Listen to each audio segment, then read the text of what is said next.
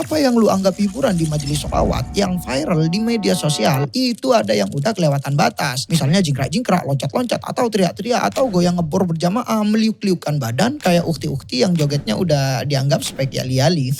Nah itu gimana? Kalau gitu kan gak punya adab, itu kan hukumnya haram karena kan mengandung unsur syahwat. Apalagi di majelis sholawat, harusnya haramnya tuh haram kuadrat, kata netizen.